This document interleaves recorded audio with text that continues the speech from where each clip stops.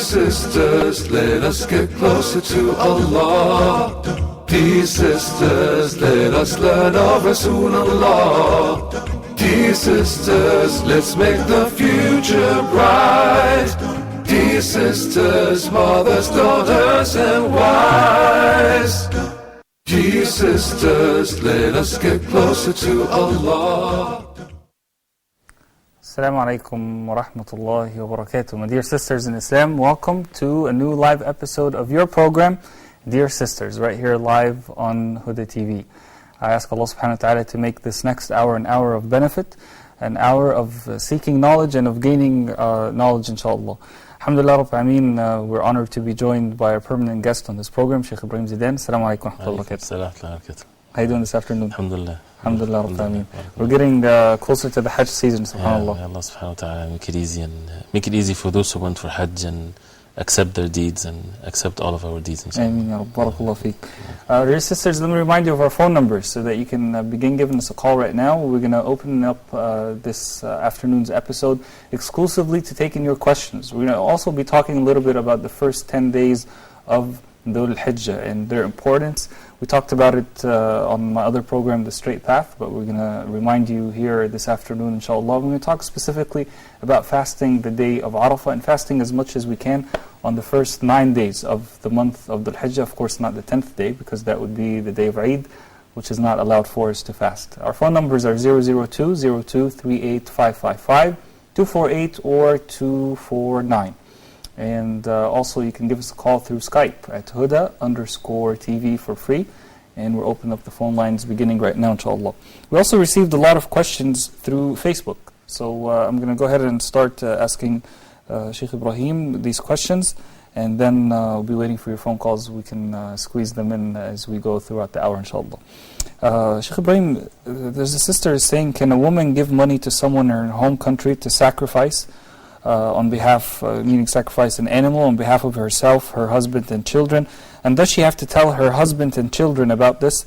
Please clarify the matter of sacrifice for a working and earning woman. Jazakallah khair. Alhamdulillah wa salatu wa salam wa rasulillah. No doubt that on the 10th of the Hijjah, the best deed to be done, as the Prophet ﷺ said, is to shed the blood of the sacrifice. So this is the best of the deeds to be done on the 10th of the Hijjah. That's why it's such a virtuous deed, and it's one would be sufficient for a whole household, but women can do that too, and a woman can do that without the permission of her husband if it's her own money, especially if it might cause something. If she tells him, she has the rights to spend and to give charity from her money. But when people usually would send the money somewhere else for the sacrifice to happen, there's no problem in this. But it's better that if they do that in their locality, even if there's no poor people, because what is meant is not the meat. The meat is not the issue of sacrifice. So for that deed to be done, they do it themselves or they witness it, right, in their locality. This is definitely more virtuous. If they can do both, mashallah, and Muslims are in need everywhere, this is great. But if it's either or, do it in your locality, even if there's no poor people. But there's no harm if it's sent somewhere else, for someone to sacrifice, not to purchase, for example, meat. It's about the sacrifice. Jazakallah khair. Sister Lufaiza is asking, she's saying, Assalamu alaikum, what should I recite when I'm depressed or sad? No. There is certain ad'iyah, dua, where the Prophet ﷺ said that this is something to be said at the time of being depressed or sad. But before we mention the dua, we need to take the means to get out of these types of depressions that people face. And the Quran is the cure. And to be steadfast on the deen of Islam and to turn to Allah subhanahu wa ta'ala sincerely, this is the way, and to be patient going through this path, repenting to Allah subhanahu wa ta'ala from sins. Quran is shifa, is cure. So reciting Quran, reciting a lot of Quran, Surah Al-Fatiha, Ayatul Kursi, reciting any surahs of the Quran, Surah Al-Baqarah, and so on. And there's certain dua, and I would advise getting something like the Muslim Citadel or the Fortress of a Muslim, where you can get the dua, the authentic du'as of the Prophet ﷺ to say when and so on. One of which is the dua of al-ham or depressed, which is the famous dua, Allahumma inni abduka ibn abdik ibn amatik, nasiyati biyadik, madin fiya hukmuk, adlun fiya qada'uk, till the end. So maybe this is something that we can even, if we can send it type it to the sister. That'll be more efficient instead of just saying it. She might not be able to write it down. But it's very important for us to refer to these types of hadith that says or mentions these types of dua. And there is La ilaha illallah wahdahu la sharika lah, lahul mulk wa lahul hamdu wa ala kulli shay'in qadir. So many different things, inshallah, to be said. Barakallahu feek. Sister Asma is asking, can a woman travel and live in another country without her husband? As in her opinion, there's no option left, like if the children are studying in another country, then she has to live with them, especially if she has daughters. No. Well, the issue as far as the traveling in itself, regardless of the circumstances and family being the husband somewhere and the wife somewhere else, and this is normally it's not a very healthy situation. But regardless of this, with the traveling in itself, the Prophet ﷺ made it very clear in the authentic hadith, لا تسافر امرأة تؤمن بالله واليوم الآخر مسيرة يوم وليلة إلا مع ذي محرم. That a woman believing in Allah and in the last day, she should not travel a distance of a day and night without a mahram. So any matter of traveling, basically, because this is what it means, which is the distance-wise, it has to be with a mahram. Unless it's a necessity, matter of life and death, it's a different situation. So either the husband will take her, one of her sons, a brother, or something like that. And if not, and it's not a necessity matter of life and death, then be patient and leave it for the sake of Allah till Allah subhanahu wa ta'ala make it easy, because Allah subhanahu wa ta'ala knows best. But if someone takes her to the other country, can she settle there by herself, with her kids, for example, and then her husband would be somewhere else? I'm assuming that the country that she's settling in is not her home country. No. Wallahi, as far as the ruling of the traveling itself, as long as somebody would take her there, and then she would settle in a more than 3 days or whatever, a period of time, then there's no harm, as long as there's no other harms that would afflict her, whether it's in a bad environment or something that would affect her in a harm way. Then as far as the traveling only, this is permissible, inshallah ta'ala. Barakallahu feek. Another sister is saying, Jazakumullah khairan for having an exclusive program for sisters. She's saying, is there a hadith which states that once a companion of the Prophet ﷺ was poor, so he was told to marry, but his condition did not improve till he married 3 wives? Most husbands use this hadith and ascribes any mishaps in their relationship, in their professional life, to their wife being unlucky for them and consider marrying again. Kindly explain the hadith. And this is a question asked, and it has a lot of likes on the question. So it looks like a lot of sisters are interested in this question. As far as the hadith that she mentioned, I've never heard it before. I'm not sure. And the hadith that may be referred to the issue of luck or something like this, the Prophet ﷺ said, "Ash-shu'm fi thalath." That ash-shu'm usually translated as pessimism or something like this, and 3 things, one of which is in the woman. Meaning, and the ulama, they have explanations to it. That means if you are about to get married to someone, don't force yourself, or don't convince yourself by forcing yourself that this is a good woman for you to marry. If there's no acceptance, there's no chemistry when you saw the woman, then don't get married to her. Don't force yourself, right? Because maybe like it means trust your feelings when it comes to the acceptance. And also, if the marriage is not working out, right, and things are being difficult, the purpose of marriage is to bring all what is good, especially matters of the religion. But as far as someone having problem in his work or in his provisions, and he will blame that maybe this is the pessimism with regarding to the wife, nobody ever said something like that whatsoever. It's with regards to the specific relationship and what goes between them, and there's problems and so on. But his professional life and so on, this is not a valid excuse. And Abdullah ibn Mas'ud and others, when they talked about the verse in the Quran, يَكُونُ فُقَرَاء يُغْنِهِمُ اللَّهُ مِنْ فَضْلِ, if they are poor, Allah subhanahu wa ta'ala would make them rich out of His bounties. He said, who would ever listen to this verse and not get married then? Marriage brings provisions. It's a fact. Because Allah subhanahu wa ta'ala is the provider. And children, when a person gives birth, they come with their provisions also, against what people might think with their physical, short-sightings of things.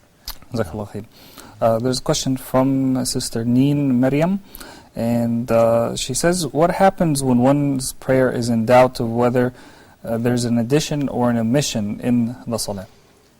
The issue of a shak or the doubt in the salah, either in more or less. Yes, addition or omission. If it's addition, the shak or the doubt, whether it's 3 or 4, then you make it to what is certain, which is less, which is 3. And then that means you have to make another rak'ah, and then you make 2 sujood sahw. If it's an omission, meaning that you pray 2 rak'ah and you made salam for Salat al-Dhuhr, for example, then in that case you have to make up what you omitted, especially if it's a rukn or a pillar of the salah. You have to make the rukn. There is no excuse out. You have to make the rukn, which is basically here 2 rak'ah, and then you make 2 sujood sahw. But if you omit something that is not a pillar of the salah, just a wajib, for example, of the salah, like the middle tashahhud, Yes. then in that case you don't have to make up the middle tashahhud, but you would make the 2 sujood sahw. So it's important to know the pillars and the wajibat of the salah. She's asking specifically about if you're in doubt. Now, So, for example, it's not that you know for sure Right. that I have added something or have omitted something, Right. but you kind of feel that maybe you did. the principle in our deen is go back to what you are certain of. There's no actions to be built as a result of doubt in all of our affairs, one of which is in the salah. So if you are in doubt, if it's 3 or 4, what you are certain about, that it's 3. That is one of the main principles of fiqh when it Right. comes to worship. Right. So you know for sure that you prayed 3, but you're in doubt whether it's 4 or not. So you make it 3. Yes. So, and the same thing if you omitted something, right, you have to be certain. And to build the action based on what is certain. The same thing, a person might think that he broke his wudu during the salah, in doubt whether it's broken or not. The Prophet ﷺ said, do not leave your salah. And if you leave your salah, that means you're disobeying the Prophet ﷺ. Do not leave your salah if you're in doubt till you become certain. And that's why the Prophet ﷺ said, till you hear something or you smell something. That takes you from being in doubt to being uncertain. That's why Abdullah ibn Mubarak, rahimahullah, he said, if you can say Wallahi, by the name of Allah, I broke my wudu, then you get out of the salah. That brings me to a related question. Now, we know for sure if for example, I prayed Salat al-Dhuhr, okay, and I'm waiting to pray Salat al-Asr. I know for sure that I made wudu when I prayed Dhuhr prayer, okay. Now, I'm in doubt that between Dhuhr and Asr, I broke my wudu. So I follow the Islamic principle that I'm going to focus on what is certain, what I'm sure of. The last thing I'm sure of is that I made wudu and I prayed dhuhr and I have wudu. That's the most thing I'm certain of. So I go ahead and start praying asr. All right. Now, while I'm praying, I become certain and I remember vividly that I broke my wudu. What do I do in that situation? Then you have to leave the salah immediately to make wudu. But going back, even before you start the salah, it's okay if something like this that you go make wudu, as long as it's something that happens every so long. Yeah. But if it's something that is recurring so much, right, then you have to ignore it completely. Could be a waswas. Right. And if it's during the salah, then it is not permissible for you to leave the salah to make wudu based on doubt, unless again you are in a state where you can say, Wallahi, I broke my wudu. If you can say that, then definitely you have to. And that applies both if you're the imam or you're the ma'mum. Right, definitely. And the imam would leave and pull someone from behind him. Right, and the ma'mum, of course, have to leave. Both they have to leave now. Jazakallah khair. Barakallah feek. All right. Sister Munir is saying, if a woman does not go to the masjid for Jum'ah, when is she supposed to pray dhuhr? Is it right when dhuhr then comes in or after Jum'ah in the masjid is concluded?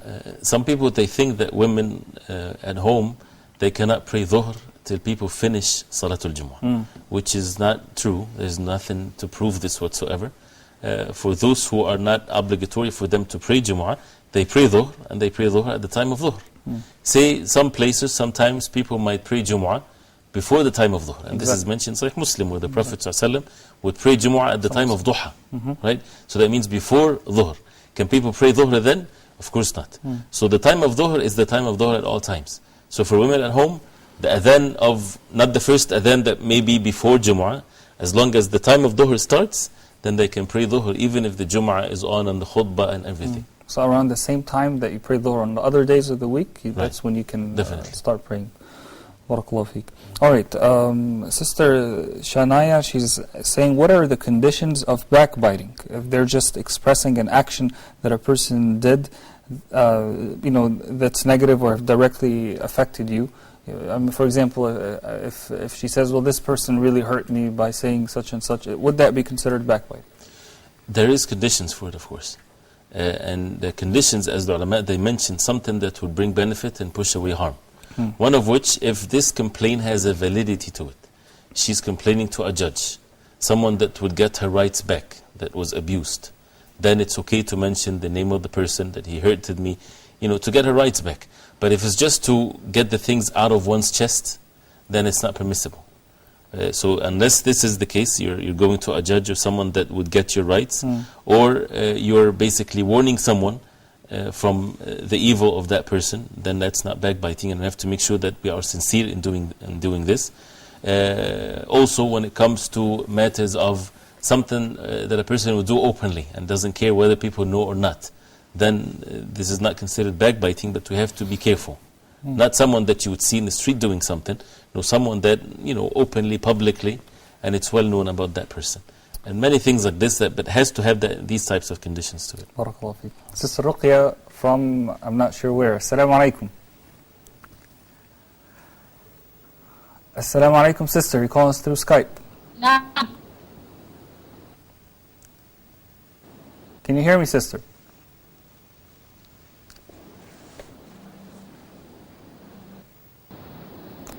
Assalamu alaikum.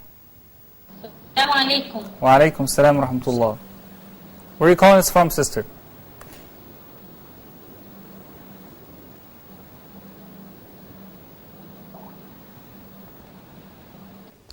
Thank you so much, sister. It looks like there's a problem on the line. Try to give us a call back, inshallah.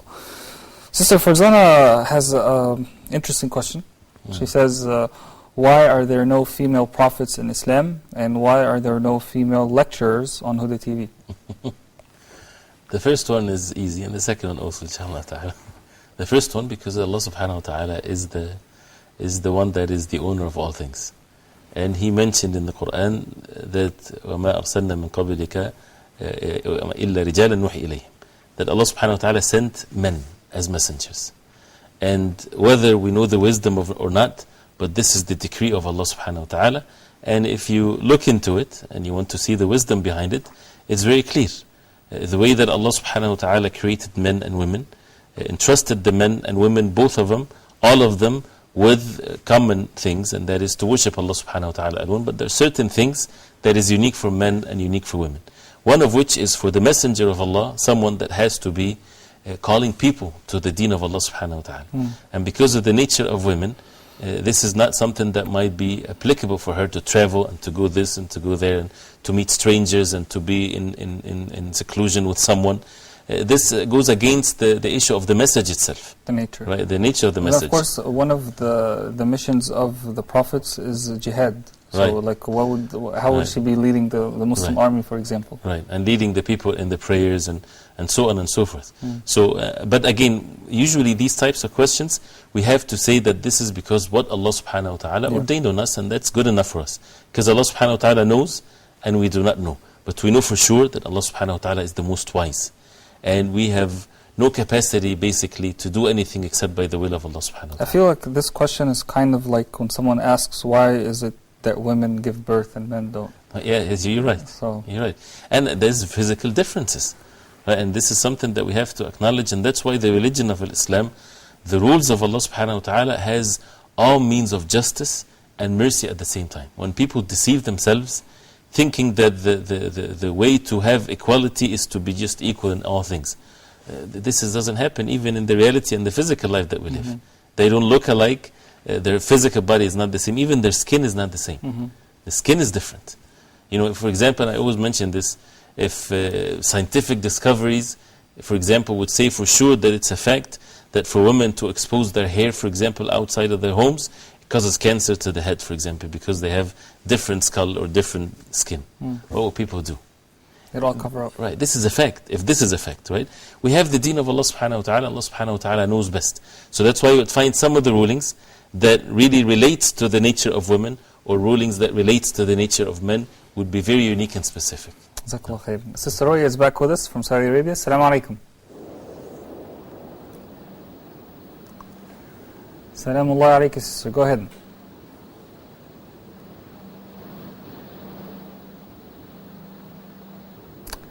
Assalamu alaikum. Wa alaikum salam, sister. Can you hear us?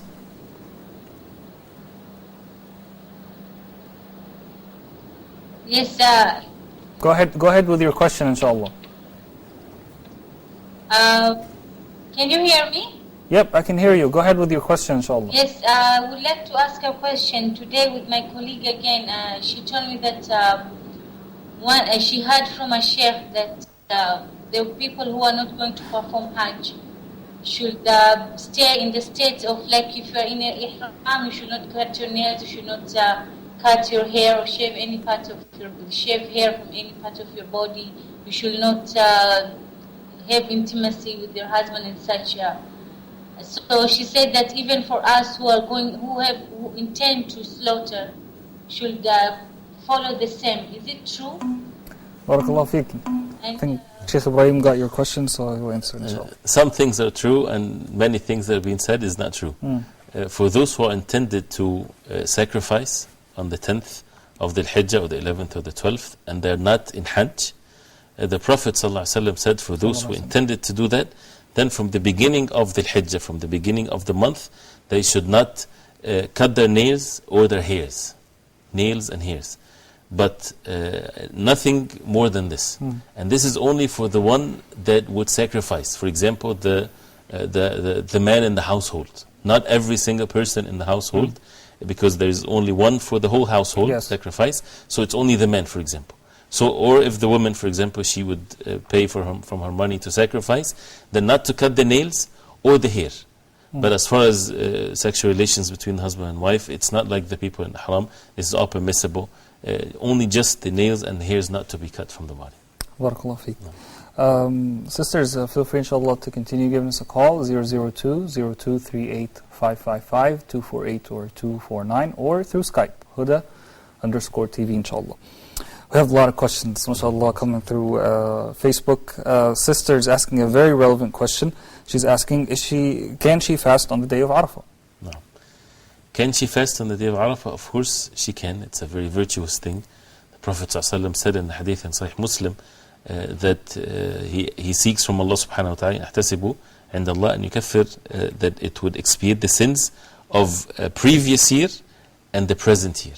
So fasting the day of Arafah expiates the sins of 2 years by the will of Allah. When we say the present year, are we talking about 1433 or 1434? No, we're talking about 1433. And the previous year is 1432? Right. Okay. Not the coming year. Because this is how I often hear it. I hear that it expedites 2 years. The previous year and if we assume that, the new year, the upcoming year. Right. No, it usually means the present year with whatever this can mean. But this is the present year. But the point is that it expiates the sins of 2 years. And of course this is the minor sins. The major sins, a person has to seek forgiveness specifically from Allah subhanahu wa ta'ala with the major sins. And so that definitely this is a virtuous day to be fasted, but not for the people in Hajj. And also the 9 days, any good deeds, it's something that is so virtuous, and people heard the hadith many times, that there is no days the deeds are more beloved to Allah subhanahu wa ta'ala more than these 10 days. And as the Prophet ﷺ, even jihad fi sabilillah, fighting for the cause of Allah, he said even fighting for the cause of Allah, unless it's a man that went out with his wealth and his body and didn't return with any of that, this is the only deed that is superior over the good deeds in these 10 days. So this is the best 10 days in the whole world, basically. And that's why it's so virtuous to do any of the good deeds that we can do. Barakallah feek. We're going to take a short break. Then inshallah when we come back we have plenty more questions inshallah that we're going to be answering, and we'll be waiting for your phone calls through our landlines and through Skype. Stay with us inshallah. Dear sisters, let us get closer to Allah. Dear sisters, let us learn of Rasulullah. لبيك اللهم لبيك لبيك اللهم لبيك لبيك لا شريك لبيك اللهم لبيك لبيك لا شريك لك لبيك إن الحمد والنعمة لك والملك لا شريك لك. This is the slogan of Hajj. Did you know that those who are making their way and those who are about to go, or those who already did, are responding to a call that was made by one person almost 50,000 years ago? Ibrahim alayhi salam Yes, Allah had chosen him. Allah had chosen him, honored him. But He tested him first before He given him that honor. Allah subhanahu wa ta'ala told the mother of Musa alayhi salam, throw your baby in the sea, in the river at the time, and we will bring him back to you as a messenger. You will find out as we go through the story of Hajj, the story of Ibrahim and his family, that he relied a lot on his dua. But once his knees are exhausted, look at him. He made this dua. Hasbi Allahu wa ni'mal wakeel. Allah is all sufficient for me.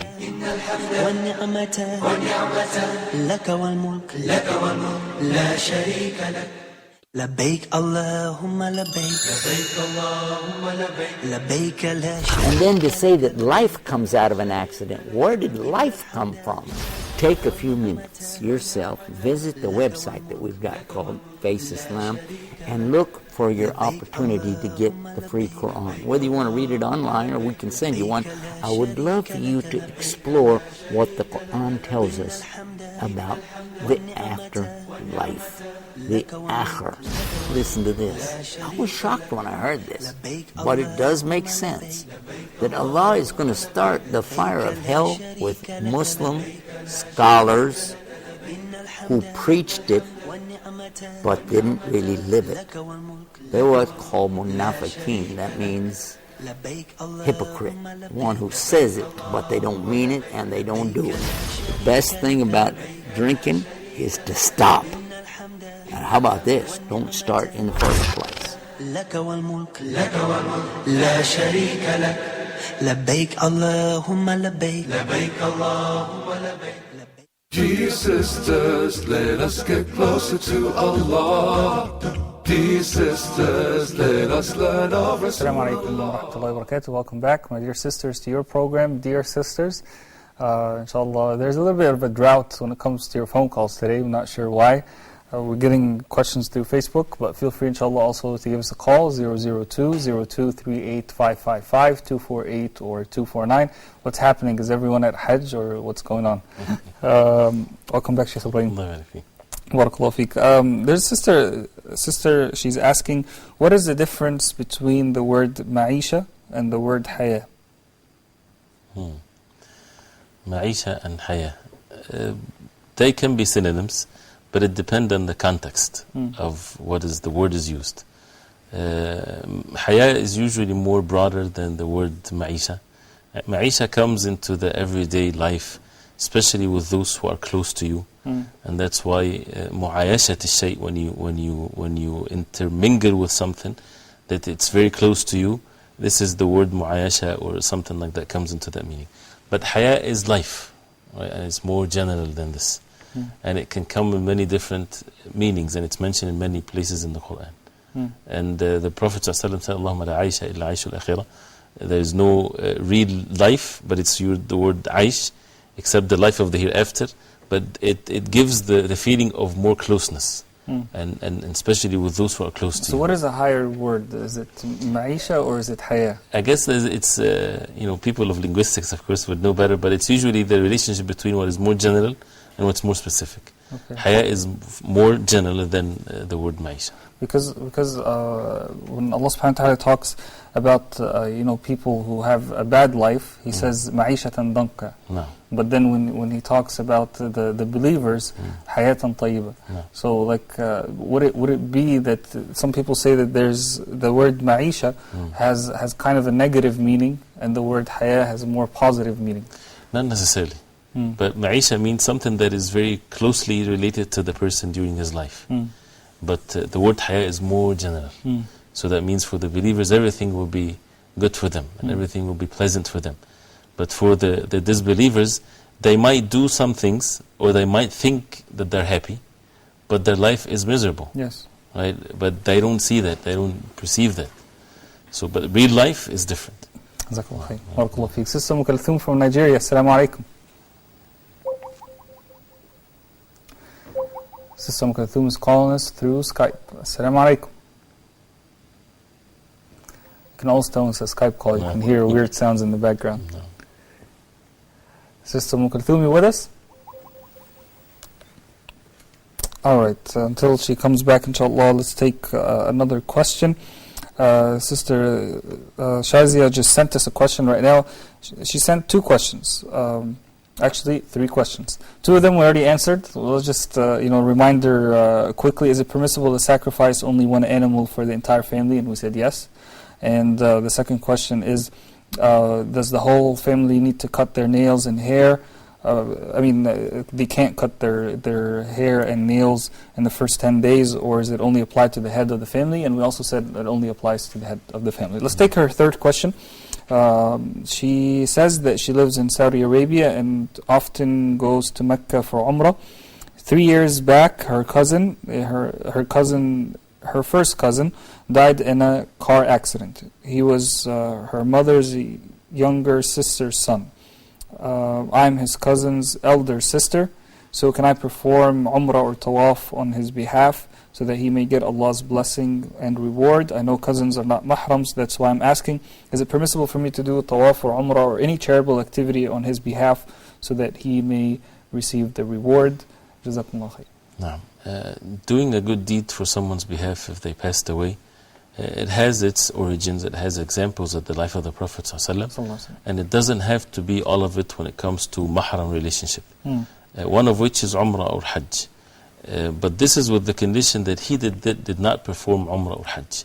So if he didn't perform Umrah during his life, then it's a good thing for someone to do the Umrah on his behalf, and it can be his cousin, it can be a stranger, it can be anything. It doesn't have to be a man, it can be a man or a woman, even if they're not mahram.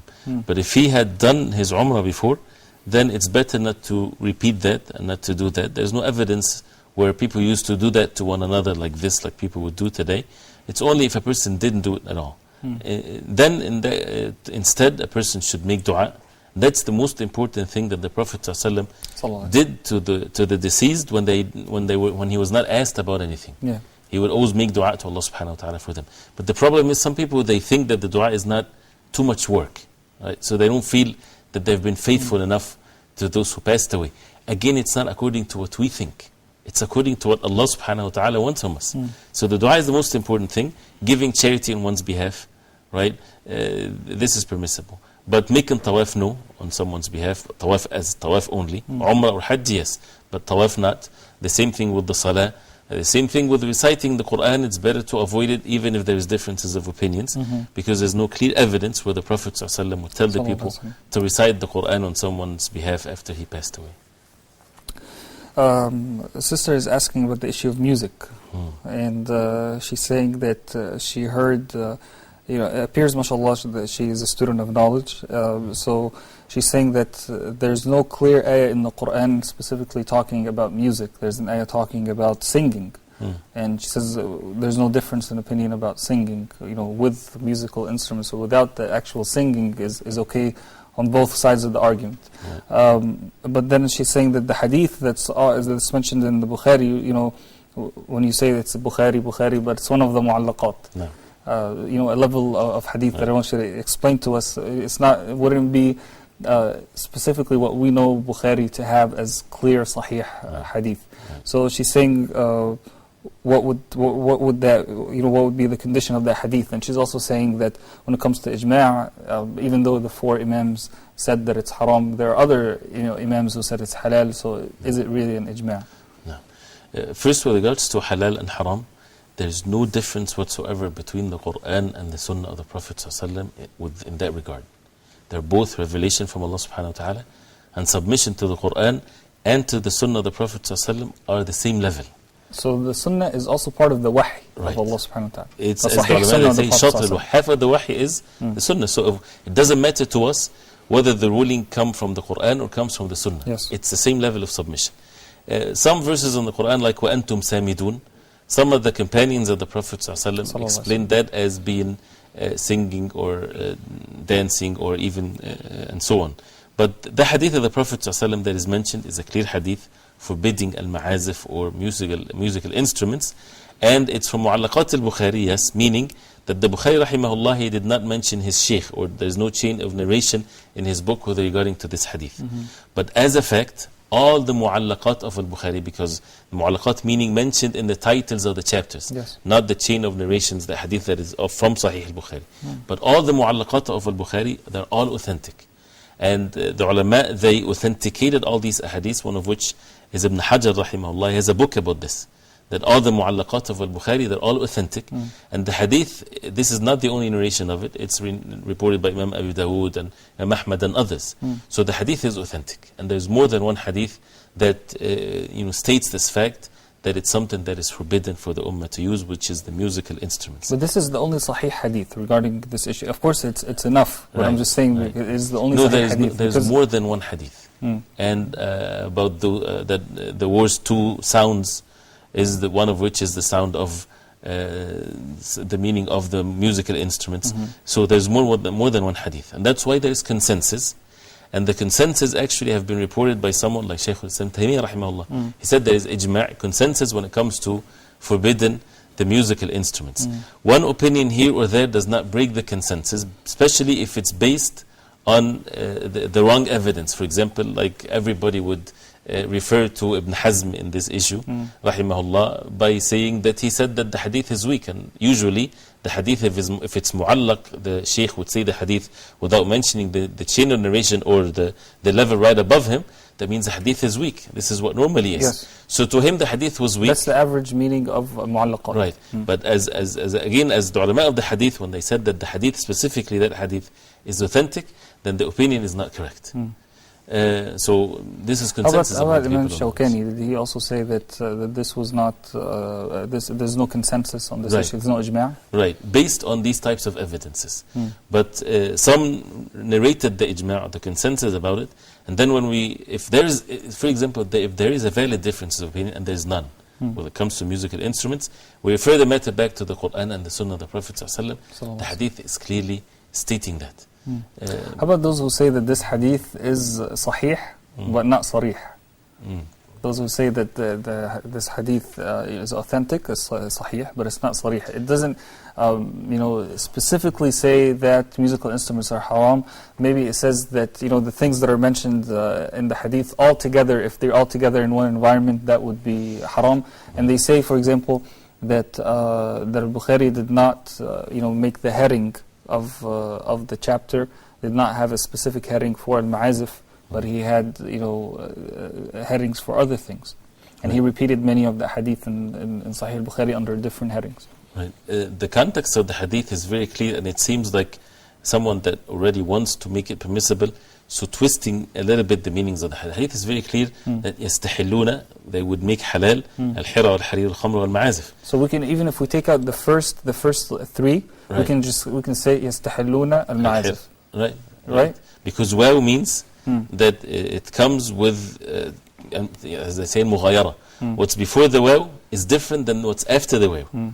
It's not the same thing. You cannot say, apples and apples. It has to be apples and oranges. Exactly. So there are two different things, and that's why it's zina and wearing silk and drinking wine or intoxications and musical instruments. And even if it's apples and apples, then we're saying red apples and green apples. So we're talking about two different things. Right. So if we take those first three words out, we can say yastahilluna al-ma'azif. And at the time of the Prophet ﷺ, there was no. It's something that the people didn't talk about too much, because it's something that is already known. I mean, it never occurred during the time of the Prophet ﷺ. I mean, I don't think anyone had a guitar, Right. So, subhanAllah. And where would we put the limit also on this issue if it's said to be, allowed? No. Because, would it be the slow music is okay, and then like the really fast techno music is haram? There's no difference. You know what I mean? The problem is with this, it's one of the difficult things because it goes into the soul. Yes. And the person is affected by it, and that's why people feel good when they listen to the music. And they would say, how come you want us to stay away from feeling good? The Quran is supposed to give not the same feeling, what is better than that feeling. Yes. This feeling of goodness, it's basically one of the forms of intoxications. Yes. People, they feel intoxicated, like exactly when a person would drinks. So it's a state of forgetfulness that bring the person to. When you leave it for the sake of Allah subhanahu wa ta'ala, it's not easy in the beginning, but being steadfast, especially for those who are immersed in it, but being steadfast and being patient and seek help from Allah subhanahu wa ta'ala. and listening to the Quran, reciting Quran. After some time, you would hate it so much if it gets into your ears with Let me tell you, subhanAllah, something when you said the music and the Quran. The best way to know that the Quran is better than music, even for a person who's not Muslim, is this. Or even if a person is a Muslim but is not a practicing Muslim. We say Surah Al-Fatiha at least 17 times a day, right? We never get bored of it. But I don't care how great the song that you're listening to is. You keep listening to it day and night for 10 days, for 15 days, 20 days, and you get so sick of it, and you're searching for something new. Right. So, subhanAllah. And it's basically the Quran of the shaitan. This is the way for the shaitan to take. Can you repeat that expression again? It's the Quran of the shaitan. It's okay for us to use that word. Yes, this is something that the ulama of the early generations of Islam, they said. So music is the Quran of the shaitan. Of the shaitan. Takes the people away from the true Quran and makes the hearts forgetful. And this is the means of all kinds of sins. And how many of these things that people are listening to that really have great meanings to it. It's all about things that would lead people to commit sins and so on. Barakallahu feek. Jazakallah khair. We have a phone call. Assalamu alaikum, sister. Assalamu alaikum. Alaikum, Sheikh. Yes, sister, go ahead. I am from Mauritius. From Malaysia? From Mauritius, a small island. Mauritius, mashallah. Go ahead, sister, with your question. So I want to know, we have approximately 300,000 Muslims in Mauritius, but a few, approximately 25,000 Muslims in Ramadan, they follow Mecca, Saudi Arabia. My husband is one of them. So what should I do? Should I start during Saudi Arabia, or should I follow my country? Because my husband follows Saudi Arabia. Barakallahu feek. I think Sheikh Ibrahim kind of got the question. Let's take Sister Nabiya first, and then because she's been waiting on the line for a bit. Sister Nabiya, assalamu alaikum from Saudi Arabia. Hello? Yes, sister, assalamu alaikum. Wa alaikum assalam. Brother, I wanted to ask a question. If I have a proposal, I have an option of marrying a guy, and he has all the requirements that you would want in deen. You would want the person to have Islamic qualities. But then when it comes to materialistic requirements, I believe I want to go for it because I don't want to get attracted to those materialistic things. But then the fear is there. And obviously my parents are also fearful because of that reason, because he doesn't have the materialistic attraction. What's the fear? What's causing you to be fearful? Sorry? What's causing you to be fearful? Fearful as in the status difference, and but then I don't want to react on my these fears that are based on something that's not from Allah. I feel it's from Shaitan. So if I'm still fighting, I'm fighting these fears, and I still want to go for a proposal like that because he has all the, mashallah. I've not seen those qualities in any other proposal that I've received. Mashallah. Or any other man that I've come across who has those qualities. He's very, mashallah, very steadfast. And I just want to know, is there something specifically making you fearful? Fearful, as in, there is cultural difference. And I'm not fearful about that, but my parents are very fearful about it. Okay, so he's from a different country than you originally, right? Yes. He's from a different country, and I didn't have those fears, but now that my parents have been saying that, it creates a lot of problem in future if there's cultural difference, and although because I find living in my society itself, in my culture itself, is very difficult because our generation is sort of coming closer to Islam, but then our elders are more towards cultural side. Yeah, so I agree with you. have a really hard time, adjusting here in our society, in our family friends here. But then over there, although the culture is very different in that country, but I'm sure that the family is very religious, so I won't have those problems. But now Okay, inshallah. Jazakallah khairan. I'm sorry, I got the question. I want to get a chance to have your question answered in this episode because we only have 4 minutes left in the episode. So allow us, inshallah, to answer it in a moment. Stay tuned. We'll answer it after this first question, inshallah. The first question, I didn't get the question, but I think you got it. Sister from The issue Mauritius. of the moon sighting, and some people might follow the sighting of Mecca, for example, and people She's in the talking same about country. the first of Dhul Hijjah. She was talking about Ramadan, and I Okay. guess maybe referring to also the beginning of the Hijjah. It's a recurring issue, especially in countries where Muslims are minorities. They don't have a head where they make a decision for them. So I'm not sure exactly how the situation is in Mauritius, but if people have a local sighting and someone that everybody would turn to, some form of an authority, and they would say that the beginning of the month is this based on the sighting with one's eyes, then people should follow that and they should not disunite the communities. But in the case they don't have any sightings and it's just individual efforts, then it's an easier way for people to follow the sighting of some Muslim country that is close to them. One of which is, for example, in Mecca, for example. If there's no local sighting, there's no authority in their country that would make this. And that's why people don't make this as a way of disunity. What is not permissible, if they are taken just basically calculations, then don't follow that.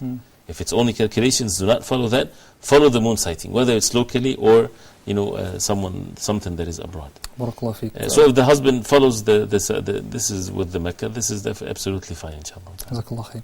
Let's answer Sister Nabia's question. This is a very difficult situation to some of the sisters and the brothers also, and the gap between generations and so on. Cultures, differences is definitely an issue.